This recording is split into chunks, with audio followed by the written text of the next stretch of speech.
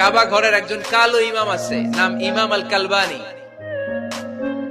দেখছেন এই ইমামরা আপনারা? উনি লন্ডনে একটা ইন্টারভিউতে বলেছেন, আমার মায়ের বদদোয়া আমাকে কাবা ঘরের ইমাম বানিয়েছে। লন্ডনে একটা কনফারেন্সে উনি ইন্টারভিউ দিচ্ছিলেন। ওনাকে বলা হলো, কাবার সব ইমাম সাদা ইমাম, আপনি কালো মানুষ, কেমনি ইমাম হইলেন? উনি বললেন, আমার মায়ের বদদোয়া আজকে আমাকে কাবা ঘরের ইমাম বানিয়েছে। উনি বললেন, আমি ছোট্টবেলা অনেক বদের হাড্ডি ছিলাম, আমার মতো দুষ্ট আমার এলাকায় কোনো ছেলে ছিল না।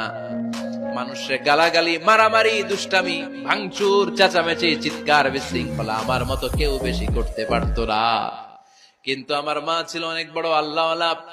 আমার মা জানতেন আল্লাহর কাছে দোয়া করার কত বড় পাওয়ার। আমার মা যখন আমার উপর রেগে যেতেন, আমার মা জানতেন রাগের মাথায় বদদোয়া দিলে বদদোয়া কবুল হয়ে যাবে। এজন্য যখনই আমি বেশি দুষ্টামি শুরু করে দিতাম, আমার মা রেগে আমারে বদদোয়া দিয়ে বলতেন, আল্লাহ তোরে হেদায়েত দেখ, আল্লাহ